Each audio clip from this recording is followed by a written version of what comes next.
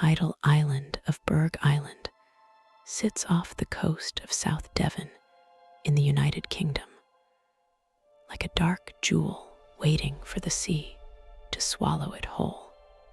When the tide rushes in over the sandy causeway, the land is cut off from the rest of the world, and those remaining upon the rock are trapped until the water recedes.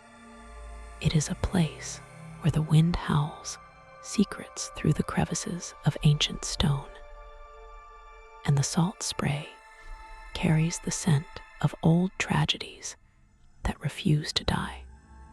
Visitors often speak of an overwhelming sense of isolation that descends the moment the path to the mainland disappears under the churning gray waves of the English Channel. This separation creates a psychological cage where the mind begins to play tricks on even the most rational observer. The atmosphere is heavy with the weight of centuries of smuggling and death and heartbreak that have stained the soil of this small landmass.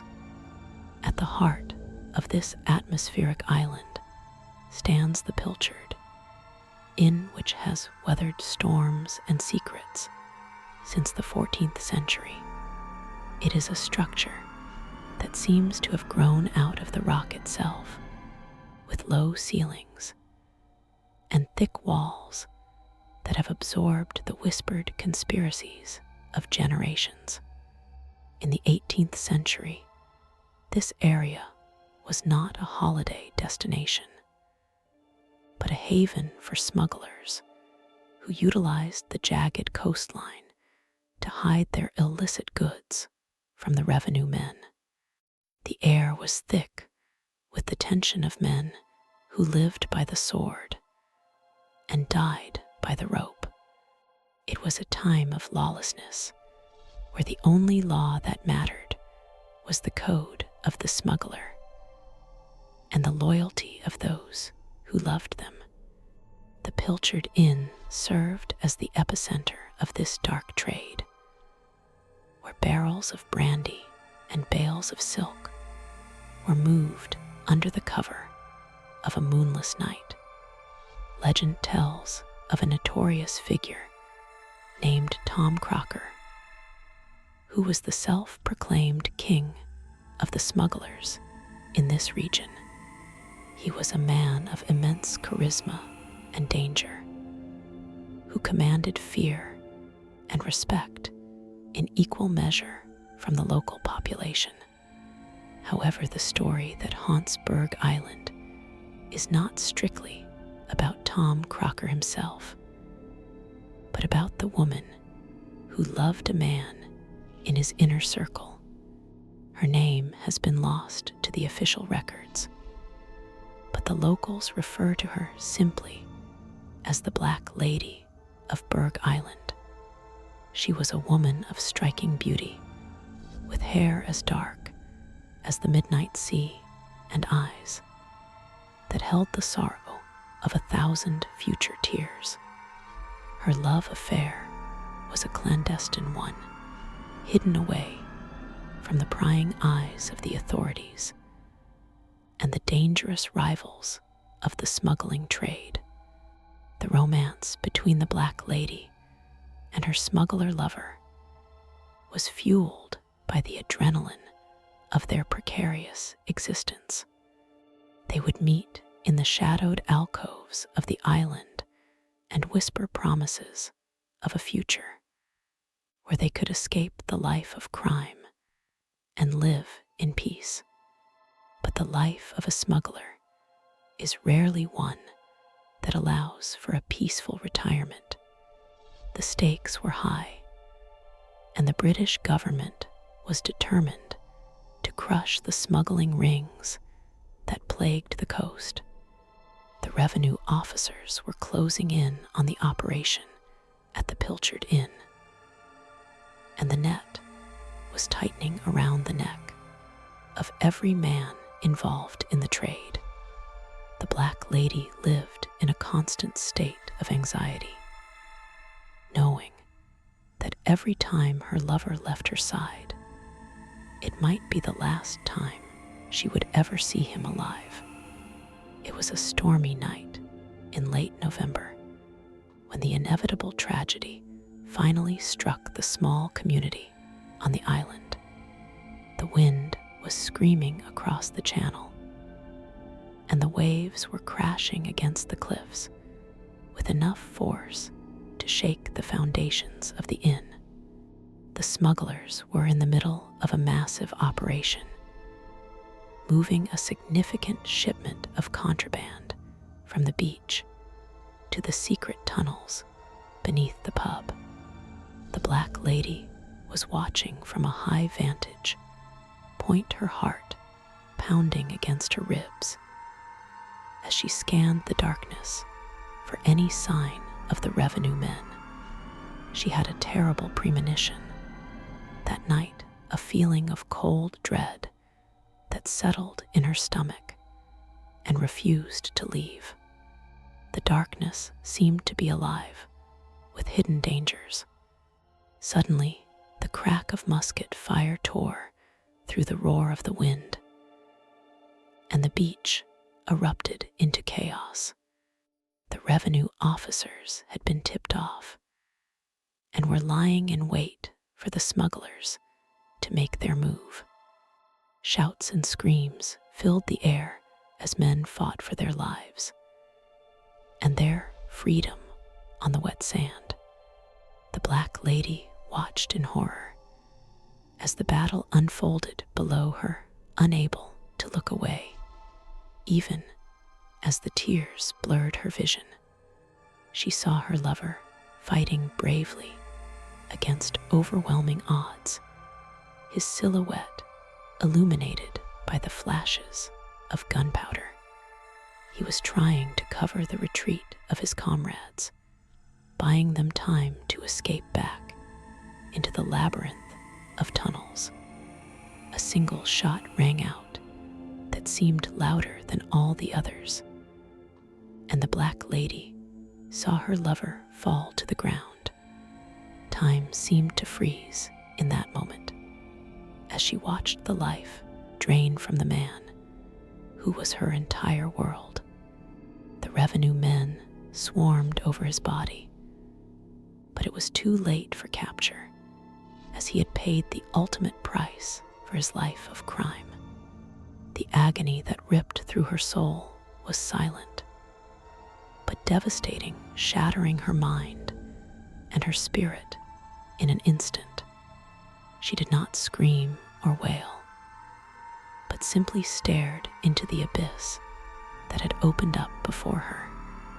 The love story that had been her sanctuary had become her tomb. In the days and weeks that followed the death of her lover, the Black Lady descended into a state of profound madness and grief. She refused to leave the island and spent her days wandering the cliffs in her black mourning dress. The locals whispered that she was waiting for a ship that would never return, or looking for a body that had long since been buried. Her once vibrant beauty faded into a gaunt and spectral appearance that frightened the children and unsettled the adults. She became a living ghost, haunting the places where she and her lover had once shared their stolen moments of happiness. The islanders began to avoid her, fearing that her grief was contagious or cursed. Her tragic end came not long after the death of her lover, though the details remain shrouded in mystery and rumor. Some say she threw herself from the cliffs into the churning sea below, unable to bear the pain of her loss any longer. Others claim she simply wasted away in a room at the inner heart, stopping from the sheer weight of her sorrow. Regardless of how she died, her spirit refused to move on from the place where her heart had been broken. The energy of her despair was so intense that it imprinted itself onto the very fabric of Burgh Island. The locals say that a love that's strong does not simply vanish with death, but changes into something else entirely. The hauntings began almost immediately after her physical body had perished. Patrons of the Pilchard Inn would report feeling a sudden drop in temperature that would make their breath visible in the air. Candles would flicker and die for no apparent reason, leaving rooms plunged into sudden darkness. The sound of a woman weeping could be heard echoing through the empty corridors late at night when all the guests were asleep. It was a sorrowful sound that chilled the blood and made grown men pull their blankets tighter around them. The Black Lady had become a permanent resident of the island, bound to the location by the trauma of her past. As the decades rolled into centuries, the legend of the Black Lady grew and evolved with each new generation. The island transformed from a smuggler's haven into a glamorous destination for the wealthy and famous. In the 1930s, an Art Deco hotel was built on the island, attracting high society figures who sought privacy and luxury. Yet amidst the cocktails and the jazz music, the ghost of the Black Lady remained a constant presence. She was seen by staff and guests alike, often appearing in the peripheral vision or reflecting in mirrors for a fleeting second. She was a reminder that beneath the veneer of modern glamour lay a history of blood and tragedy. One particularly chilling encounter occurred in the mid-20th century, involving a skeptic writer who had come to the island to debunk the myths. He was a man of science and reason who scoffed at the idea of spirits and the supernatural. He checked into the hotel with the intention of spending a week investigating the alleged hauntings and proving them to be nothing more than drafts and imagination. The first few nights were uneventful, and he began to feel vindicated in his skepticism. He wrote in his journal that the island was beautiful, but entirely devoid of ghosts. He was mocking the very forces he had come to challenge. On the fourth night of his stay, a heavy storm rolled in from the Atlantic, cutting the island off completely from the mainland. The electricity on the island failed, plunging the hotel into darkness, save for the flickering light of emergency candles. The writer decided to explore the older parts of the property near the Pilchard, in hoping the atmosphere might inspire his writing, even if the ghosts were absent. He navigated the shadowy corridors with a flashlight, his footsteps echoing loudly on the wooden floorboards. The wind battered the windows, creating a cacophony of noise that masked any subtle sounds. As he approached the area where the old smuggler's tunnels were rumored to be, he felt the air temperature drop precipitously. It was not a gradual cooling, but an instant freeze that seemed to penetrate his heavy wool coat. His flashlight beam began to flicker and dim despite having fresh batteries. He shook the device in frustration, but the light died, completely leaving him in absolute darkness. For the first time since his arrival, he felt a prickle of genuine fear crawl up his spine. He was not alone in that corridor. In the darkness, he heard the distinct sound of rustling fabric, like the movement of a heavy silk dress. The sound was coming from directly in front of him, moving closer with each second. He called out into the blackness, asking if anyone was there, but his voice sounded thin and trembling.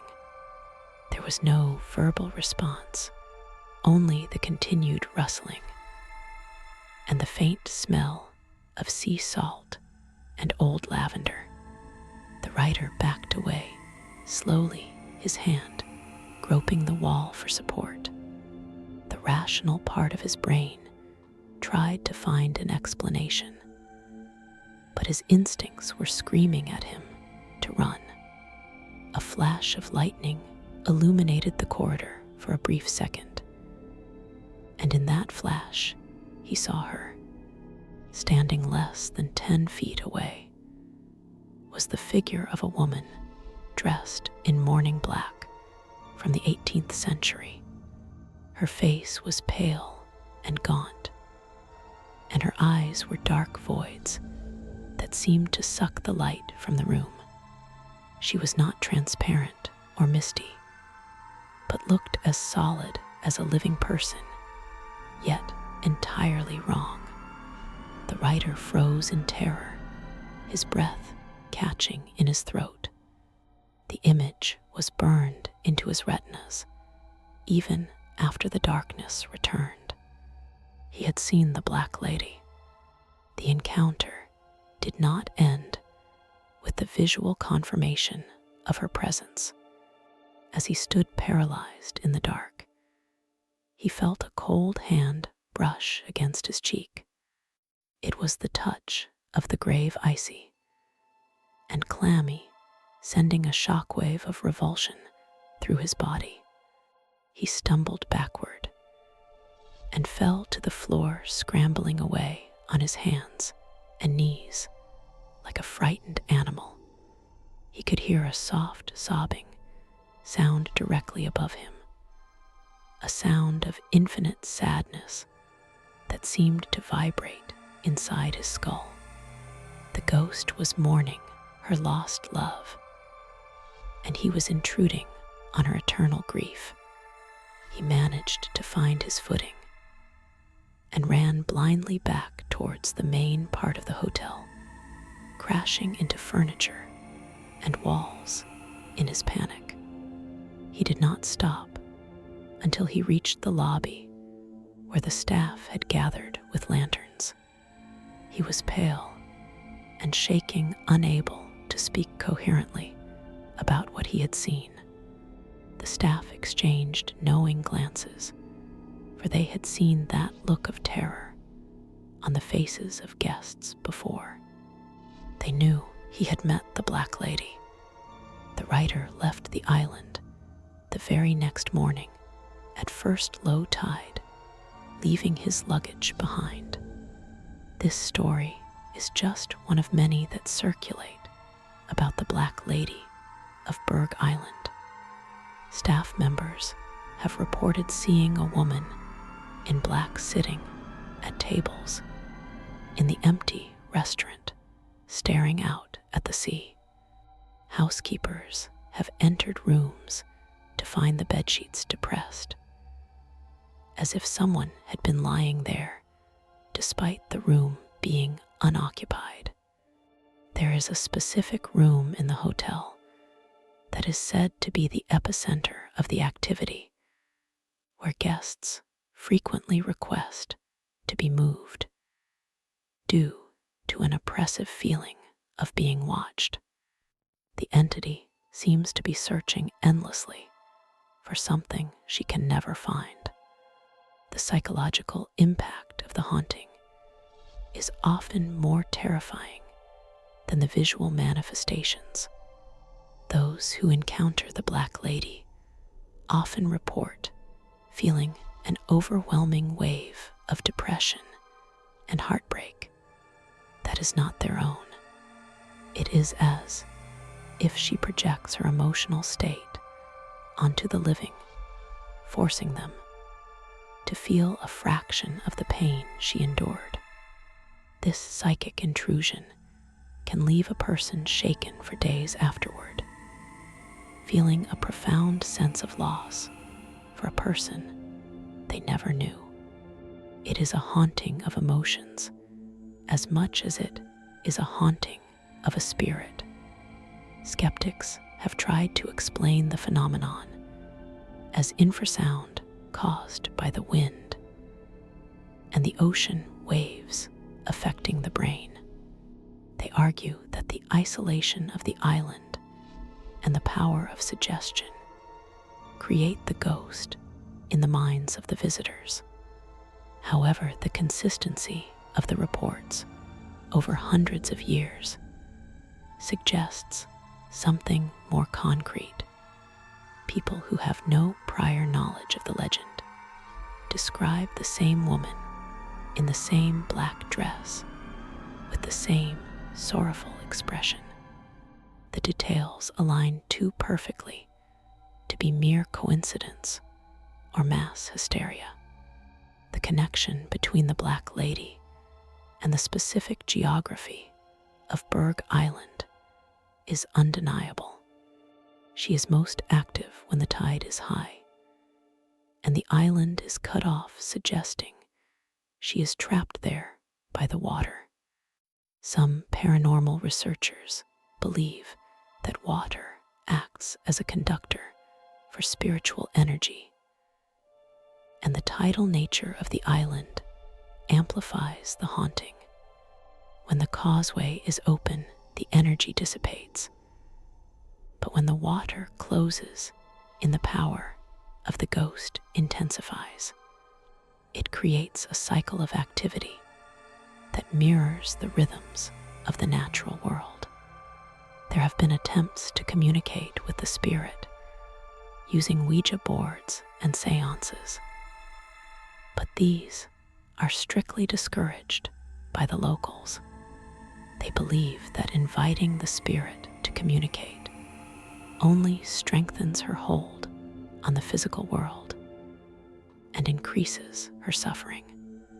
Those who have tried report aggressive responses or physical poltergeist activity where objects are thrown across the room.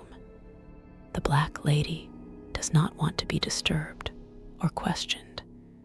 She simply wants to mourn in her own space. Her grief is a private hell that she is forced to relive for eternity. The Pilchard Inn remains the focal point of her activity, particularly the area near the fireplace where she is said to have waited for her lover. On quiet winter nights, the staff will sometimes set a place at the table for her, a gesture of respect and appeasement. It is a way of acknowledging her presence and coexisting with the history of the building. The locals have learned to live with their ghost, treating her as a tragic neighbor rather than a monster. But for the uninitiated, the first encounter is always a shock to the system. One disturbing aspect of the legend involves the smell of garlic that sometimes accompanies her appearance.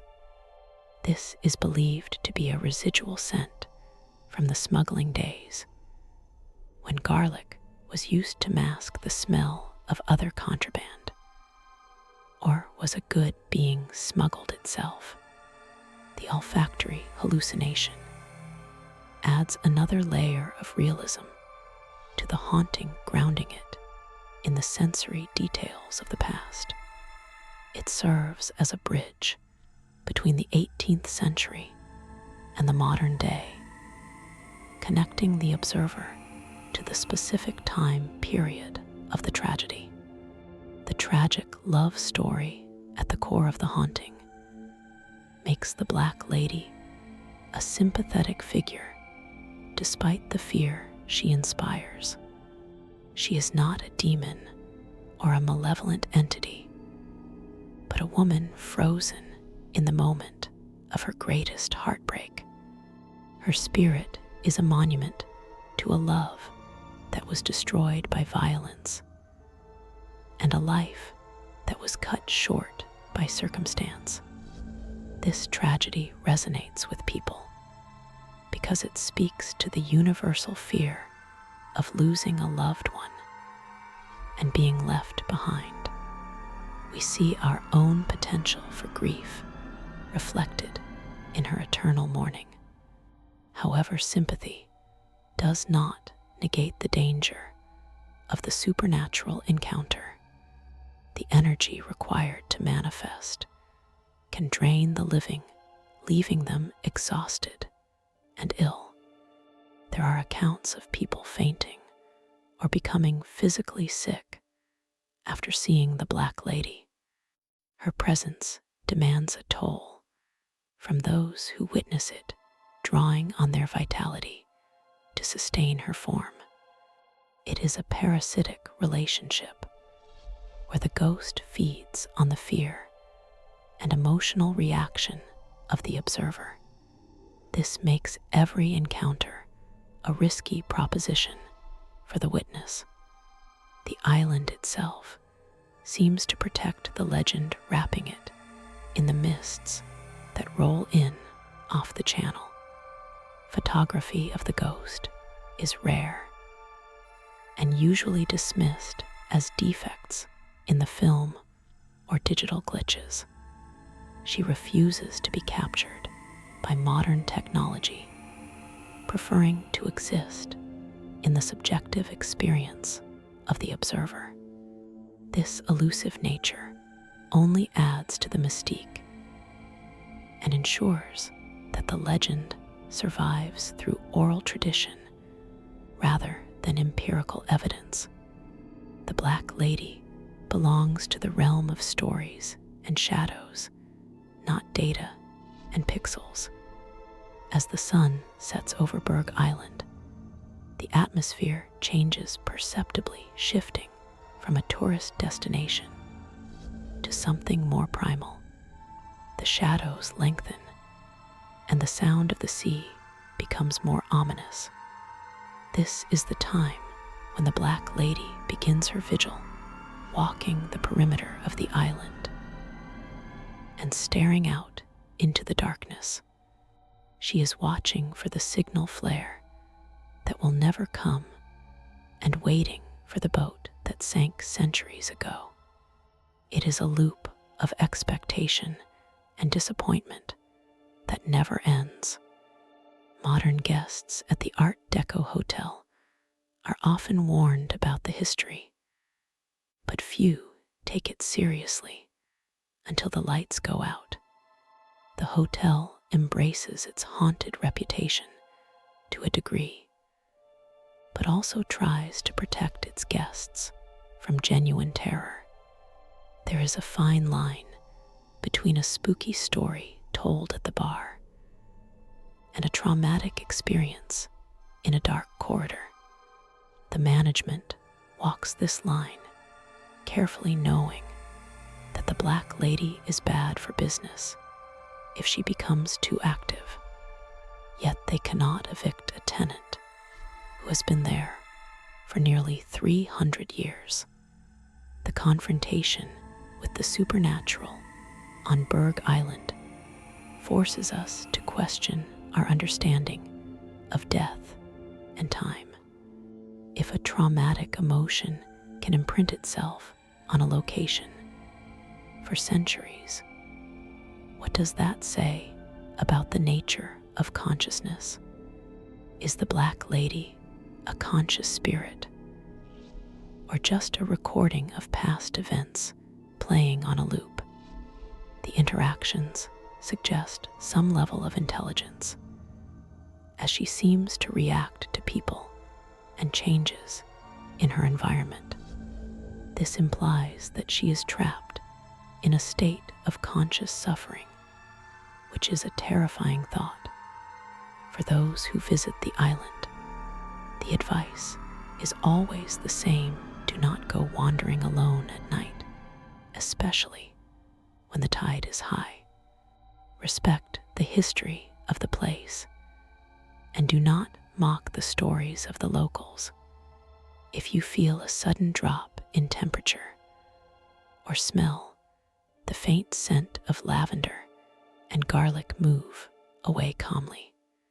The Black Lady does not seek to harm, but her grief is a powerful force that can overwhelm the unprepared. It is better to leave her to her vigil than to become a part of her story. The story of the Black Lady serves as a grim reminder that the past is never truly gone. It lies just beneath the surface, waiting for the right conditions to reemerge. The tragedy of her romance and the violence of her lover's death are locked into the stone and soil of Burgh Island. As long as the inn stands and the tides continue to isolate the rock, she will remain. She is the eternal guardian of a love story that ended in blood. When you leave Burgh Island and the causeway opens up again, revealing the safe path to the mainland, you feel a sense of relief. You are leaving the domain of the Black Lady and returning to the rational world. But as you look back at the silhouette of the hotel against the sky, you cannot help but wonder if she is watching you go. The lingering dread follows you home, a whisper in the back of your mind that perhaps you took a piece of that darkness with you. The sea washes over the footprints you left behind, but the memory of the island remains.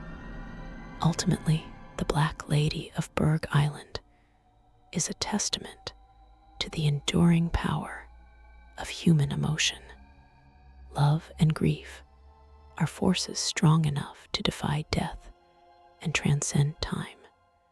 She is a tragic figure caught in the amber of history, unable to move forward and unwilling to let go. As the waves crash against the shore tonight, she will be there walking the halls and waiting for a reunion that will never happen. And in the silence of the night, you might just hear her weeping for the love that the sea took away.